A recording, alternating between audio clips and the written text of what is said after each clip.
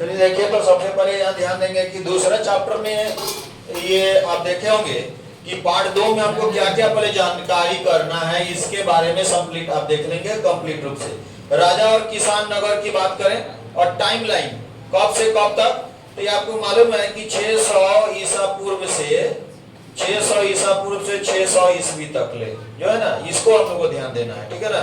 तो चलिए इसको पहले देख लेते हैं क्या क्या करना है।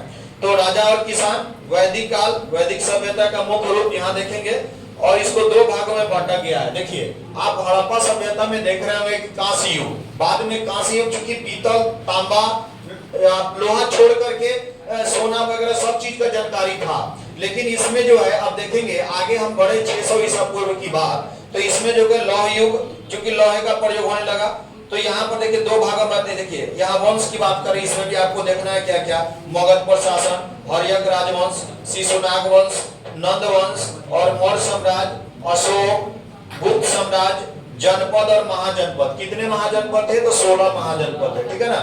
इसमें आप लोग देखेंगे 16 महाजनपद थे और ये ही आपको जानना है दूसरे चैप्टर में। हड़प्पा सभ्यता में, सिंधु घाटी सभ्यता में 1900 से 2600 ईसा पूर्व से 19 तक जाएंगे। अब इसमें आपको 600 से, देखिए पहले हम लोग केवल साक्ष्य के आधार पर चल रहे थे, अब क्या है एकदम गारंटी, ये बात दिमाग में आ गया कि यही था, चाहे ऐसे हो रहा था वैसे हो रहा था। इसमें 600 से 600 ईसा पूर्व तक की बातें हमको जानना है। देखिए जनपद, यहाँ देखिए जन माने लोग और पद माने पैर, माने जन और पैर, जहां पहली बार लोगों के पैर पड़े वो जनपद बना और जनपद से एक विशाल महाजनपद का निर्माण हुआ। ऐसे हम लोग गारंटी, चूंकि उनका पूरा का पूरा हम ये प्रूफ इस चैप्टर में मिल जाएगा। उसके बाद विकास कैसे हुआ, विशेषताएं क्या थी, उसकी राजधानी, शासन व्यवस्था, तो राजा के बारे में तो एक राजा आया, उसके बाद दूसरा आक्रमण किया, उसको मारा, तीसरा आया, ऐसे करते हुए कुछ ऐसे राजा हुए जो उसके पुत्र ही मार करके और अपने शासन अधिग्रहण कर लिया। ये देखिएगा। उसके बाद गण और संघ का निर्माण हुआ। धर्म ग्रंथ की बात करें तो दो धर्म ग्रंथ की बात करेंगे, एक तो हो जाएगा बौद्ध, एक हो जाएगा बौद्ध और दूसरा हो जाएगा जैन। 2 धर्म आपको देखने होंगे, इसमें 2 धर्म की बात होगी, बौद्ध धर्म और जैन धर्म। उसके बाद देखिएगा यहाँ मौर्य साम्राज्य का, चाणक्य देखेंगे, चाणक्य और चंद्रगुप्त मौर्य, चाणक्य उसके गुरु, उसके बारे में देखेंगे। और ये कब से कब तक, 321 से 185 ईसा पूर्व की बात करेंगे, ये मौर्य वंश की बात करेंगे। मौर्य साम्राज्य की जानकारी इसमें होगा, उसके स्रोत के बारे में आप डिटेल में क्लियर कर लेंगे। प्रशासनिक व्यवस्था उसकी कैसी थी, केंद्रीय शासन, राजा होता था। आप हड़प्पा सभ्यता में देखें कि उस समय इसका जो था वो व्यवस्था आपको हड़प्पा सभ्यता में ऐसी थी कि उस समय पुरोहित को माना जाता था, एक मूर्ति मिला था जिससे हमको पता चल रहा है। लेकिन इसमें डिटेल हो गया कि केंद्रीय प्रशासन था और इसके राजा होते थे, प्रांतीय शासन थे, उसमें कई राज्य बने थे जिसको जनपद कहा गया, जहां पद माने पैर और जन माने लोग, जहां लोगों के पहले पैर पड़े वो जनपद बन गया। उसके बाद महाजनपद का निर्माण हुआ। स्थानीय शासन व्यवस्था कैसी थी, सैन्य व्यवस्था आप देखेंगे, सैन्य व्यवस्था में देखिए घोड़ा, हाथी कितने थे, जिसके पास जितने थे उसको डिटेल में क्लियर कर लिया गया। न्यायिक व्यवस्था कहती थी और राजस्व, राजस्व का मतलब है क्या, आप देखिए टैक्स आप देते हैं ना, अभी अब टैक्स देते हैं, उस समय राजस्व की व्यवस्था। तो राजस्व कैसे वसूलता था लोग, देखिए कर्मचारियों से लेकर के और कृषकों तक ये टैक्स वसूला जाता था। तो यहाँ पर ये सारी चीजों को आपने देखा। अब हम लोग धीरे धीरे एक एक चीज के बारे में यहाँ कंप्लीट देख लेंगे कि यहाँ पर व्यवस्थाएं। देखिए ये टाइमलाइन आप देखिए और ये टाइमलाइन क्या था, हड़प्पा सभ्यता का टाइमलाइन क्या था, 2600 से 1900 ईसा पूर्व, शुरू से ही बता रहे हैं। उसके बाद देखिए अज्ञात काल 1900 से 1500 ईसा पूर्व, इसका हमें पता ही नहीं है। 1900 से 1500 के बीच में हमको इस बात का पता नहीं है, अज्ञात काल माना जाता है। 2600 से 1900 था, लेकिन 1900 से 1500 ईसा पूर्व की बातें हमें पता नहीं है। वैदिक युग कब से कब था, 1500 से 600, जो अभी हम इसमें जानेंगे, पढ़ेंगे, समझेंगे, है ना। ये ग्रामीण लोग यहाँ रहते थे वैदिक युग में और इसी में चारों वेदों की क्या हुई थी, रचना हुई थी, है ना। ऋग्वेद, यजुर्वेद, सामवेद, अथर्ववेद, इसी में जो है रचना हुई थी। अगर ऋग्वेद काल माना जाए, यहाँ देखिए ऋग्वेद काल 500 से 1000 ईसा पूर्व, उत्तर वैदिक काल 1000 से 600 और लौह युग 600 से 600, देखिए 600 ईसा पूर्व BC, ठीक है ना। और ये आ गया AD 600 ईस्वी तक महाजनपद का विकास हुआ था। सबसे बड़ा महाजनपद जो बताए थे वो क्या था, मगध। सबसे बड़ा महाजनपद मगध था। मगध, देखिए बिहार की राजधानी कही जाए या जो भी कहे जाए, यहाँ देखिए मगध। अब देखिए, और हर्यक वंश था 544 से 412, हर्यक वंश ईसा पूर्व 544 से 412 ईसा पूर्व जो था। उसके बाद था शिशुनाग वंश, शिशुनाग वंश। ये पूरा डिटेल में एक एक चीज आपको कंप्लीट, अभी आपको डिटेल में ये चलता रहेगा। बाद में जो है एक एक चैप्टर को, चूंकि देखिए हर बार ये नहीं, अब धीरे धीरे आपका 12 का जो है पहला चैप्टर दूसरा चैप्टर एक एक करके चलेगा। उसके बाद नोट्स आपको जो है इसमें आपको लिखवा देंगे या डाल देंगे, आप जैसा कहेंगे वैसा कर देंगे। तो जो भी बच्चे इससे है उसको आ जाएंगे तो उसको सारा का सारा डिटेल, ऐसा नहीं घर बैठे नोट्स लेकर पढ़, यहाँ जब तक आइएगा नहीं पूरा डिटेल समझ में नहीं आएगा। प्रतिदिन आप लोगों का जो ये क्लास चलता रहेगा। तो 412 से 344 देखिए ईसा पूर्व जो है ये शिशुनाग वंश। हर्यक वंश की बात करें 544 से 412, उसके बाद शिशुनाग वंश की बात करें तो 412 से 344। अब आया नंद वंश, ये 344 से 323। ये घानानंद को आप पहचानते हो, सीरियल में देखे होंगे चंद्रगुप्त मौर्य कितना चाणक्य को क्या किया था, कितना लज्जित और कितना दुर्व्यवहार किया था। तो ये नंद वंश जो है 344 से 321। मौर्य वंश, उसके बाद ये आया चंद्रगुप्त मौर्य की बात करें 321 से 185 ईसा पूर्व में, 322 से जो है 322 से 185 ईसा पूर्व, 321 से 185 ईसा पूर्व की बात करें, ये सारा का सारा। उसके बाद इसकी राजस्व व्यवस्था हम देखेंगे, इसकी राजस्व व्यवस्था कैसी है, मार्ग व्यवस्था कैसी है, प्रमुख राजनीतिक केंद्र कौन कौन से, मौर्य साम्राज्य में अशोक की बात करेंगे, कालीन का युद्ध इसमें आपको दिमाग में आएगा, जो पद्मावती जिस समय अशोक ने क्या किया था, शस्त्र को त्याग दिया था 261 ईसा पूर्व की। अशोक के धर्म, अशोक के कौन कौन से धर्म थे, एक देखिए ये धर्म क्या है। देखिए अशोक ने जिस जिस मार्ग को चलने के लिए हमें प्रेरित किया कि हमें पाप से बचना चाहिए, हमें ये करना चाहिए वो करना चाहिए, गारंटी VVI पूछा जाता है, ये VVI ये आप देखिए इंटर में, ग्रेजुएशन में और MA में ये अशोक का धर्म आपको बराबर पूछा जाएगा। कौन कौन से धर्म, इसके बारे में धर्म में वर्णित विचार और नियम, कौन कौन से नियम। उसके बाद जो अभिलेख मिले हैं पत्थरों पर लिखे गए, पहले के लोग क्या करते थे ताम्र पत्र पे या कुछ ऐसे चीज होता है जिसको लिख करके कहीं डलवा देते थे पत्थरों पर, तो ये अभिलेख मिले। आप देखिएगा अशोक के कई अभिलेख मिले हैं खुदाई में, है ना, उस समय का अभिलेख। अब आता है मौर्य साम्राज्य का पतन। जैसे आपने देखा हड़प्पा सभ्यता का पतन हुआ, तो हड़प्पा सभ्यता के पतन जो हुए उसमें कारण बहुत सारे थे।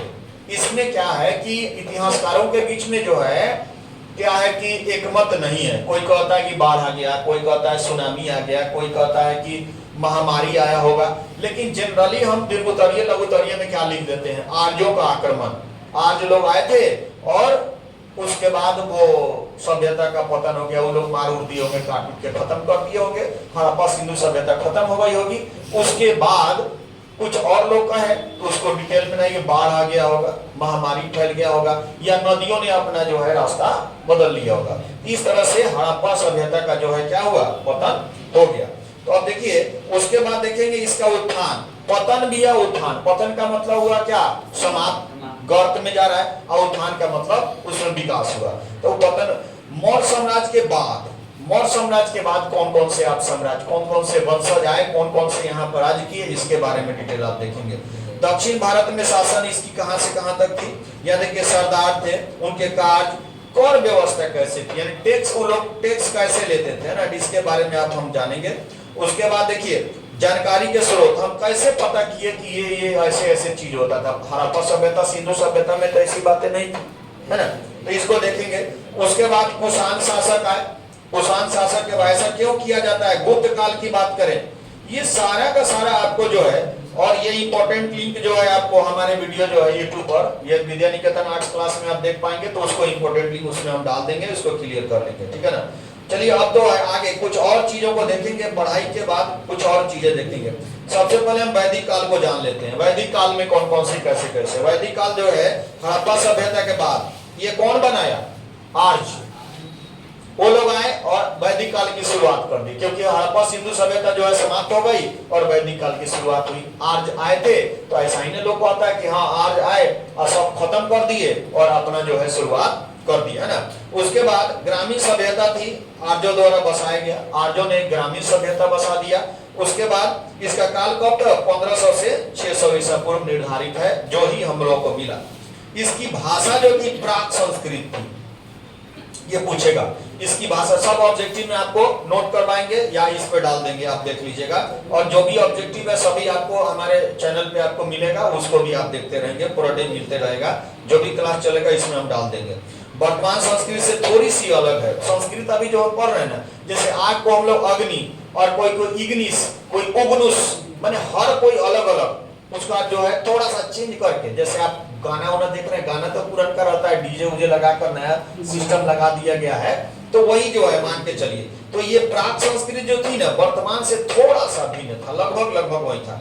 वैदिक सभ्यता का मुख्य रूप से दो भाग में बांटा जाता है। एक तो आप देखिए ऋग वैदिक काल 1500 से 1000, दूसरा उत्तर वैदिक काल 1000 से 600 वर्ष, ठीक है ना, 600 ईसा पूर्व। वैदिक सभ्यता के जो दो रूपों में बांटेंगे, तो ये तो आपको बता दें, ऋग वैदिक 1500 से 1000।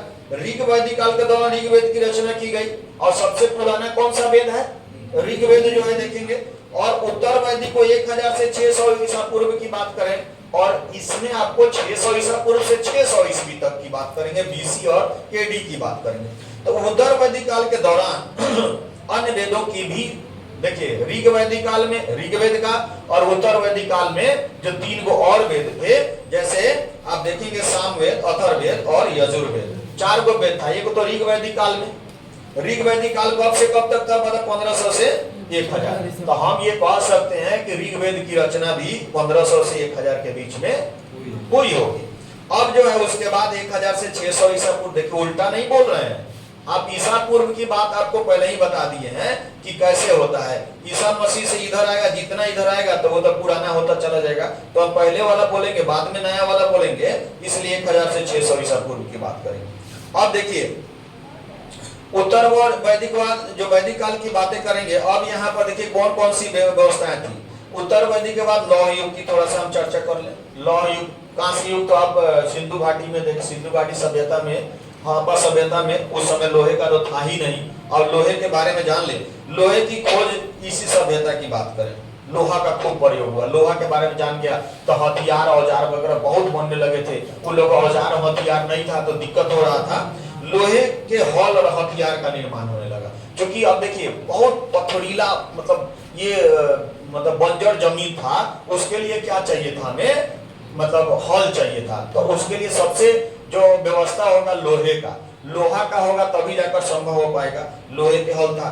हॉल के निर्माण के कारण खेती की मात्रा में वृद्धि हुई। अब देखिए नीचे से पहले लोग क्या होता है, थोड़ा थोड़ा से कोई लकड़ी उकड़ी से खोद खाद के जो उपजा दी तो उसने, अब क्या हुआ, हॉल की व्यवस्था आ गई। तो इसमें जो है अब उपज तो बढ़ने करेगा, जनसंख्या तो बढ़ना है, जनसंख्या बढ़ रहा है, उपज बढ़ रहा है, ये सारी बातें देखेंगे। लोहे के निर्माण के साथ हथियार भी बनने लगे। और जो हम लोग काटते मारते खाते पीते जो भी थे, मछलियों को, या उस समय बताया था ना, सुअर को, मांस को, मछली का हम लोग सेवन कर लेते थे। काटने पीटने के लिए हम लोग के पास व्यवस्थाएं नहीं थी। लेकिन अब क्या हुआ, हथियार बनने लगे, जिससे महाजनपदों का विकास हुआ। क्योंकि लोग अब लड़ाई भी करते थे तो हथियार लेकर के, तलवार उलवार जो है जति का बन गया था, लोहे का बन गया था, है ना।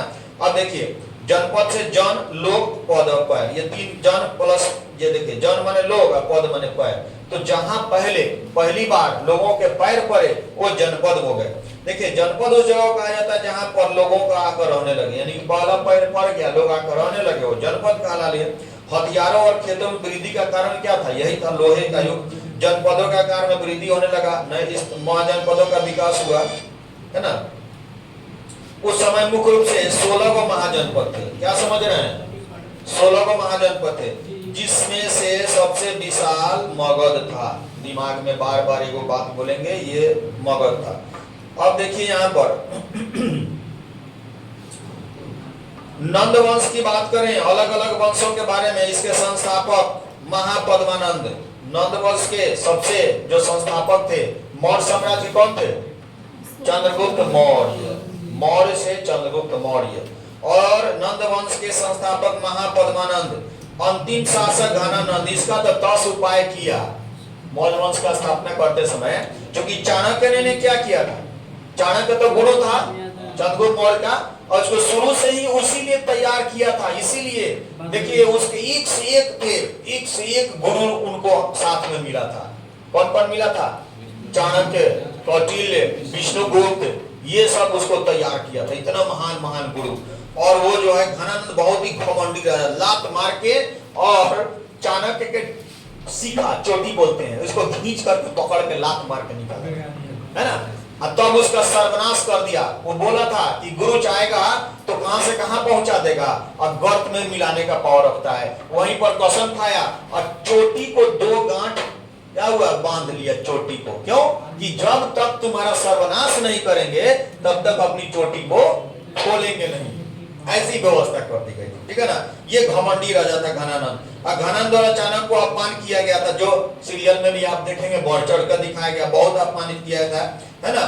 चाणक्य ने चंद्रगुप्त को तैयार किया, बालक था, उसी समय से तलवार उलवार सिखाना शुरू किया और एक महान सम्राट के रूप में उसे जो है बना करके तैयार किया था। क्यों? कि घनानंद का इसका उपाय किया जा सके, वो जो है तैयार किया था। चंद्र और घनानंद को हटाकर उसके बाद ये राजपाट को समाप्त किया। इस तरह से नंदवंश को समाप्त हुआ और कौन वंश शुरू हो गया? मौर्य वंश। नंदवंश समाप्त हुआ।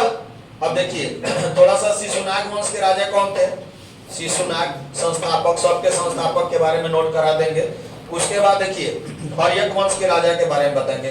मगध पर शासन हुआ था, पहले बिंबिसार का, अजातशत्रु का, उदयन का और नागदशक का। देखिए 1 2 3 4। कौन किसके बाप को मारा, कौन किसका बेटा किसके बाप को मारा, ये डिटेल में आपको कल बताया जाएगा, ठीक है ना। मगध पर शासन, इसको डिटेल में देखेंगे यहाँ पर। और अशोक के बारे में थोड़ा सा देख लीजिए, थोड़ा थोड़ा सबके बारे में आप डिटेल करते चले जाएंगे।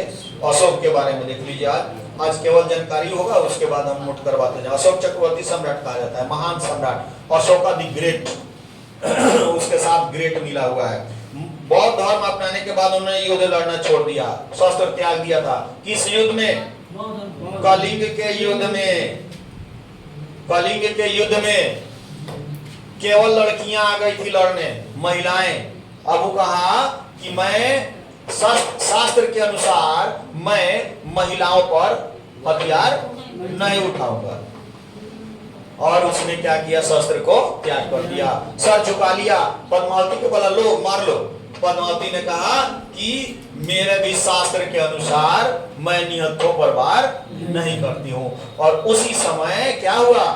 अशोक ने शस्त्र त्याग कर दिया और उन्होंने बौद्ध की शरण में चले गए। उसके बाद बोला बुद्धम शरणम गच्छामि धम्मम शरणम गच्छामि, मैं बुद्ध की शरण में जाता हूँ, धर्म। ये उसी समय का श्लोक है ना। बौद्ध धर्म को अपना लिया कौन? अशोक ने बौद्ध धर्म को अपना लिया, युद्ध छोड़ दिया। और इस तरह से इस वजह से उसके बाद राजा शक्तिशाली नहीं रहे और अंत मौर्य साम्राज्य का खत्म हो गया।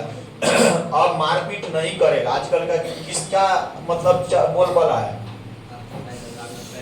जो दबंग है, जो हथियार डाल दे चुपचाप बैठ जाए तो उसका तो काम खत्म हो ही जाएगा। इस तरह से इसके बाद काफी लंबे समय तक चला। भारत में बाहरी शासकों का राज चलता रहा। फिर आया गुप्त साम्राज्य। गुप्त वंश की बात करें तो ये आया गुप्त वंश थोड़ा सा। अब इसके बाद मौर्य साम्राज्य के बाद ये आप जनपद महाजनपद 600 से 600 ईसा पूर्व तक का क्लियर कर लें। गुप्त साम्राज्य में कौन कौन? देखिए श्रीगुप्त, चंद्रगुप्त, समुद्रगुप्त, या देखिए चंद्रगुप्त दो विक्रमादित्य इसको बोलते हैं। ये हिंदी में आपने पढ़ाया हुआ। इसको हम लोग क्या कहते थे? देव। ये पटना में भी ये आकर रहा था बिहार में। चंद्रगुप्त द्वितीय, जिसका नाम क्या था? विक्रमादित्य। और विक्रमादित्य को मतलब कॉल नेम था इसका देव। इसको देव भी कहते हैं, देव, ठीक है ना।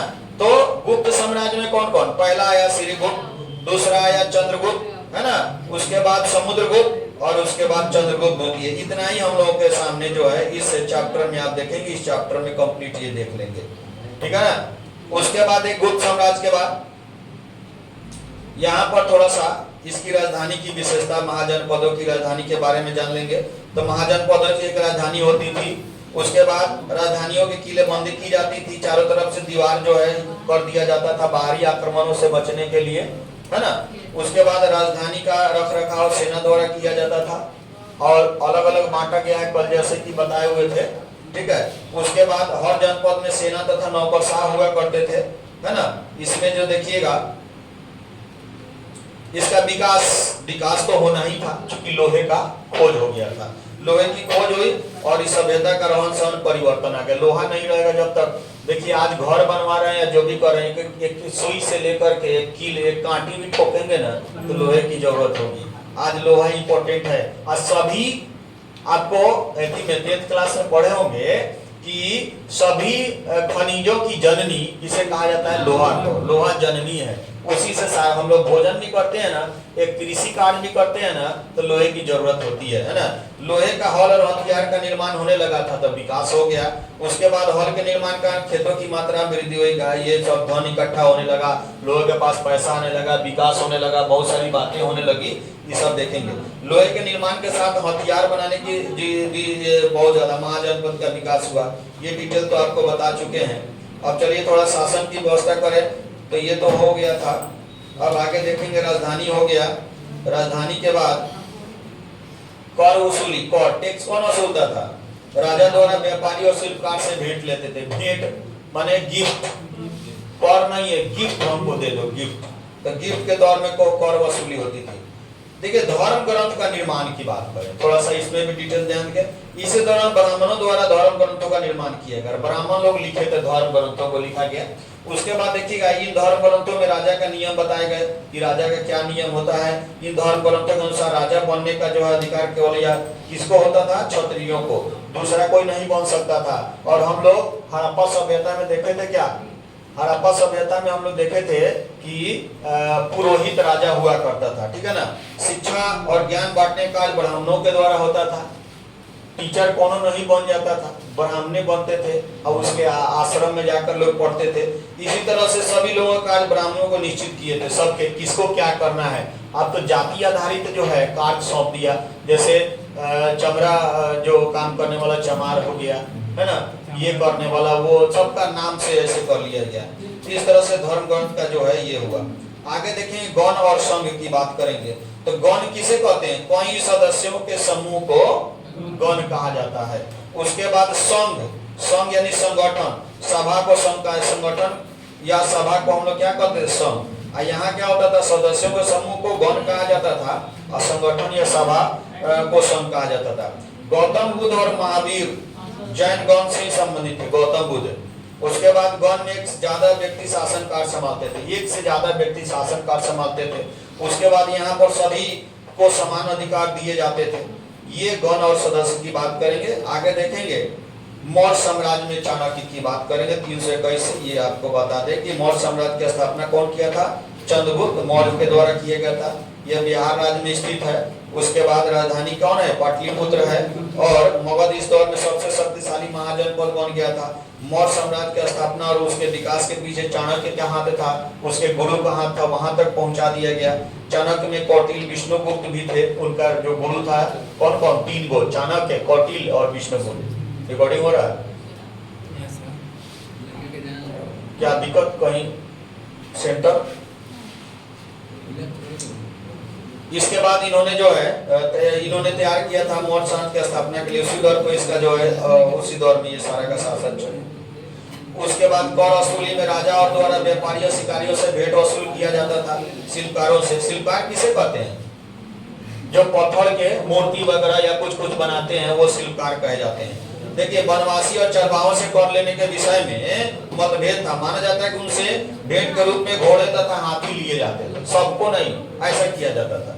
इसी के साथ दूसरे राज्यों पर आक्रमण करके उनके सेना और भवन पर कब्जा कर लिया जाता था। राजा के पोशाक में वृद्धि होता था, राजा के खजाने में वृद्धि होता था। लोग एक छोटे बड़े जो शासक होते थे, छोटे पर आक्रमण करके उसका पूरा हड़प लेते थे, है ना। ये सब उस समय की विधि व्यवस्था थी। केंद्रीय प्रशासन की बात करें, केंद्रीय प्रशासनिक व्यवस्था में एकात्मक शासन जो शासन संपूर्ण राज्य पर नियंत्रण था एगो राजा का, ठीक है। न्यायाधीश के रूप में वो कार्य करता था। देखिए वो नहीं था कि राजा अलगे है, एगो जज अलगे है, वो बात नहीं है। राजे सब कुछ करता था, वही फैसला सुनाता था, सब कुछ। लोग बोलते थे, मंत्री लोग बता देते थे और फैसला सुना देता था। सेना का प्रमुख होते थे, मंत्री परिषद की स्थापना करते थे। प्रांतीय शासन व्यवस्था में यहाँ देखेंगे मौर्य साम्राज्य की जानकारी, साहित्य के स्रोत चाणक्य द्वारा लिखित। चाणक्य ने क्या लिखा था? अर्थशास्त्र। इंडिका कौन लिखा? मेगास्थनीज कल बताए थे। चाणक्य द्वारा अर्थशास्त्र और मेगास्थनीज द्वारा इंडिका। यूनान के राजदूत कौन था? मेगास्थनीज, है ना। यूनान से आया था, वहां रहने के लिए आया था नहीं, बस कुछ दिन के लिए, लेकिन वह यहीं पर रह गया। जानकारी विशाखा दत्त द्वारा मुद्रा राक्षस। मुद्रा राक्षस संस्कृत में आपको पढ़ाए थे। मुद्रा राक्षस एक छोटा सा बुक है जिसमें आपको पूरा डिटेल था। तो विशाखा दत्त ने मुद्रा राक्षस किया। यहाँ देखिए ब्राह्मणों द्वारा लिखित ग्रंथ धर्मशास्त्र। मौर्य काल में बनाए गए भवन और स्तूप। मौर्य काल में मृदभांड जो पत्थर आप देखेंगे, मृदभांड आपको मिले थे, हड़प्पा सभ्यता मिले थे। वो जो उसमें सामान रखे जाते थे तो वो जो है सही मैंने कई सैकड़ों वर्ष तक ठीक रहता था, सही। और अभिलेख और मूर्ति कला आप देखेंगे इसमें, ठीक है ना। और यहाँ पे आगे देखेंगे कुछ और बातें। सैन्य व्यवस्था, तो विशाल साम्राज्य की जो रक्षा करने के लिए मुगल साम्राज्य विशाल सेना थी उसके पास, और इस व्यवस्था करने के लिए 30 लोगों की 6 समितियां बनाई गई थी, है ना, 5-5 लोगों का, जिसमें 5-5 लोग हुआ करते थे। और 6 लाख पैदल और 30,000 जो है बताइए 6 लाख पैदल सैनिक थे, इतना सैनिक रखा हुआ था। और 30,000 उसने उस दौर के अंदर का शासन अफगानिस्तान से बलूचिस्तान तक फैला हुआ था। चूंकि आपको पहले ही बता दिए थे कि हमारा भारत का नक्शा वैसा नहीं था। भारत का नक्शा इधर वाला पार्ट जो है इधर गया हुआ था, अफगानिस्तान से लेकर बलूचिस्तान, पाकिस्तान, सब ऐसे होकर के धीरे धीरे बढ़ता चला गया। आज हम लोग का नक्शा कुछ और हो गया है ना। स्थानीय शासन व्यवस्था में आज हम लोग पंचायत प्रखंड में बटे हुए हैं ना, तो स्थानीय शासन के प्रमुख रूप से पाटलिपुत्र का वर्णन किया गया है। तो ये आपको मालूम है 30 सदस्य हुआ करते थे इसमें, तो 5-5 को का जो है एक तैयार किया गया है ना। प्रांतीय शासन, प्रांतीय शासन में बहुत बड़ा साम्राज्य था ना, मौर्य जो है साम्राज्य, प्रांतीय शासन व्यवस्था थी। प्रांतीय शासन में जो कुमार इसको संभालता था, कुमार के साथ इसे सहायता करने के लिए चंद्रगुप्त द्वितीय विक्रमादित्य का नाम देव था, और कुछ लोग कुमार भी कहा करते थे उसको, ठीक है ना। और इस तरह से यहाँ महामात्र भी कहा जाता है कुमार को, ठीक है ना। चलिए अब आगे देखेंगे न्यायिक व्यवस्था कैसे थी। न्याय कौन करता था? मौर्य शासन के दौरान न्यायिक व्यवस्था राजा के हाथों में थी। कौटिल्य के अर्थशास्त्र के अनुसार 18 प्रकार के दंड दिए जाते थे। कितने प्रकार के? 18 प्रकार के दंड दिए जाते थे। कठोर दंड के कारण राजा में कानून की व्यवस्था बन जाती थी। अगर कानून व्यवस्था टंच नहीं रहेगा, कठोर दंड नहीं दिया जाएगा, तो लोग मनमानी करने लगेगा, है ना। इस तरह से देखिए सैनिकों में कौन कौन से थे। देखिए सैनिकों में हम बता दें, यहाँ पर मार्ग की व्यवस्था कैसी थी। आने जाने के लिए समुद्री और जमीनी दोनों मार्ग था। हवाई मार्ग का प्रयोग नहीं था, हवाई जहाज नहीं, समुद्री और, है ना, स्थल मार्ग। एक विशाल सड़क तक्षशिला से पाटलिपुत्र तक, यानी पाकिस्तान से यहाँ तक। लोग कहता है उसी समय जो है ग्रैंड ट्रंक रोड बनकर रेडी हो गया था, लेकिन इधर का शेरशाह सूरी ने बनवाया, तो चलो कोई बात नहीं है। अन्य छोटी सड़कें राज्य के अलग अलग क्षेत्र को जोड़ा करती थी। दूरी बताने के लिए सड़कों और मील के पत्थर जो माइलस्टोन होता है, जैसे Motihari 200 kilometre, 20 kilometre, Patna 25 kilometre से बीच में माइलस्टोन रहते हैं ना, इसको जो है पत्थर, मील का पत्थर होता था, उस पर लिखा हुआ रहता था। सड़कों के किनारे धर्मशाला में पानी पीने के लिए स्थान, जगह जगह पर पीने के लिए व्यवस्था किया था। राहगीर जाएगा तो पानी पिएगा। वृक्ष लगाए गए थे दोनों साइड में, ताकि वहां जाकर रेस्ट कर ले, राहगीर इसका प्रयोग करे। देखिए उस समय सेना में घोड़सवार 9,000 हाथी, 8,000 रथ हुआ करते। समिति का पहला समिति पैदल वालों को देखता था सैनिक, दूसरा समिति था घोड़सवार के लिए, तीसरा समिति था नौसेना। नौसेना क्या है? जल वाला, है ना। उसके बाद चौथी समिति थी रथ सेना, पांचवी समिति थी हाथी वगैरह के लिए, छठी समिति थी अस्त्र और भोजन की व्यवस्था करने की बात थी इसमें, टोटल की टोटल, ठीक है ना। आगे देखेंगे राजस्व, मतलब टैक्स कैसे लेता था। कृषकों से पैदावार का देखिए 1/6% हिस्सा क्या करता था? ले लिया जाता था। आप लोग तिरकटिया प्रणाली में देखे थे क्या? 3/20, 3/20 भाग में आपको नील की खेती करनी है, लेकिन यहाँ पर राजस्व व्यवस्था थी। किसानों से 1/6% हिस्सा जो है कर के रूप में ले लिया जाता था, ठीक है ना। और इस तरह से राजा अपने खजानों को बढ़ता। आपातकाल की स्थिति में इसको बढ़ा दिया जाता था। राजा को अगर आपातकाल आया तो 1/6 से जगह पर, है ना, 1 और ज्यादा 8-10 कर दिया जाता था, और ज्यादा उसको बढ़ा दिया जाता था। व्यापारियों से कर की भेंटें ली जाती थी, मोटी मोटी भेंटें ली जाती थी, हई गिफ्ट में दे दो, हाउ दे दो, यही कर था उसके। साम्राज्य देखिए सामान्य जनता पर भी कर लगाया जाता था। आजकल ना जीएसटी लगा दिया, ये जीएसटी गुड्स सर्विस टैक्स इसको बोलते हैं। गुड्स माने क्या होता है? नहीं, गुड्स एस लगा दिया। गुड्स माने होता है सामान, वस्तु, चीज। गुड माने अच्छा, एस लगा दिया तो वस्तु, चीज। देखो ट्रक पर ऊपर लिखा था गुड्स कैरियर, सामान ढोने वाला।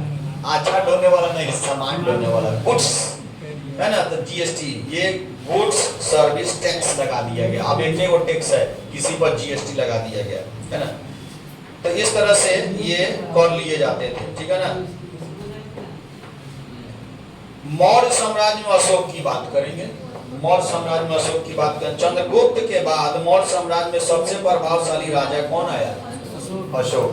चंद्रगुप्त तो महान था ही, और ये भी बहुत ही महान है ना। कौन? Ashoka the great. Ashoka the great. Patna में जानते हो कहां से कहां पटना को पहुंचा दिया था, है ना। और इनके पिता का नाम था बिंदुसार और माता का नाम था सुभद्री। देखिए सुभद्रागी जो था, सुभद्रागी जो इनके बिंदुसार, पिता का नाम बिंदुसार और माता का नाम सुभद्रागी।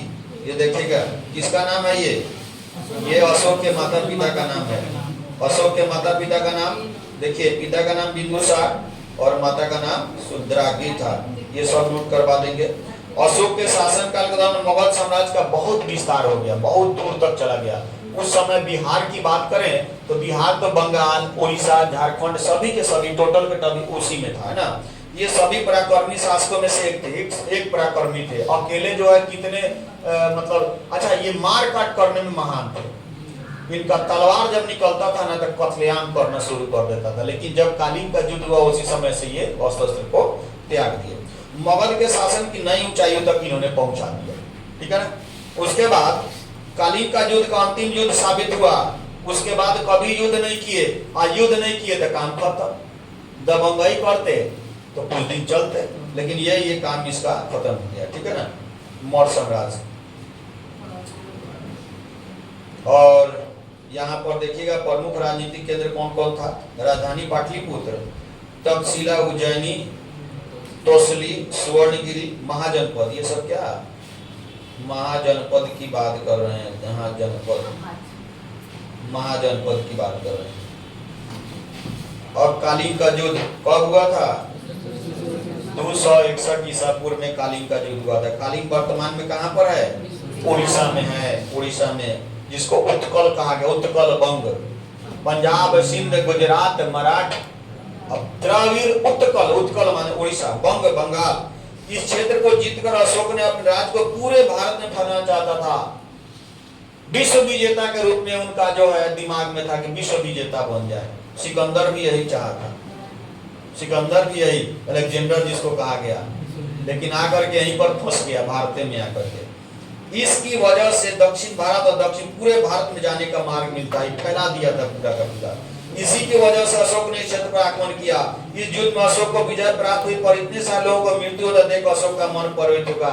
लोग टहल गए, इसका दिल जो है देखा ना, कत्लेआम घूमने चला गया तो देखा कोई इधर मारा पड़ा, इधर खून जो हाथ कटा है, पैर कटा, देख करके द्रवित हो गया, इसका मन परिवर्तन हुआ। ऐसे लोग सारे लोग की मृत्यु केवल उसके कारण हुई थी। ये दिमाग बैठेगा कि सब हत्या जो हुआ मेरे कारण हत्या हुआ। इस युद्ध के बाद अशोक ने युद्ध करना छोड़ दिया, जीवन की आखिरी विजय बताया। इस युद्ध के बाद अशोक समाज कल्याण के लिए कार्य में लगे। उन्होंने धर्म की रचना की, और धर्म के बारे में आप लोगों को एकदम गारंटी है निश्चित रूप से, ये कंप्लीट आपको देखना है अशोक के धर्म। और ये देखिए क्या क्या है धर्म, याद कर लेना है, और हम इसको याद करा देंगे, इसको देखेंगे। अपनों से बड़ों को सम्मान करना, पहला का धर्म क्या है, उनके विचार, उनके जो नियम जो बताए हैं ना, बड़ा बढ़िया नियम बताया, बहुत अच्छी तरह से। अपनों से बड़ों का सम्मान करना, दास और सेवकों के प्रति दयावान होना। अब ये नहीं कि नौकर चाकर पाले लात जूता से मारे, ऐसे नहीं, दूसरों पर क्या दया करना है। अहिंसा, पहले तो खुद हिंसा कर रहे थे, बाद में इन्होंने बौद्ध धर्म को अपना लिया, और उस समय से बोले कि अहिंसा, ये धर्म देखिए विचार। सभी धर्मों का सम्मान करना, नहीं तो हिंदू को मुस्लिम को हिंदू से मार कर दिए। सबका अपना अपना धर्म है सब, क्योंकि हमारा देश जो है, यहाँ कोई भी क्या है राष्ट्रीय धर्म नहीं है। हम लोग का धर्म क्या कहलाता है? धर्मनिरपेक्ष।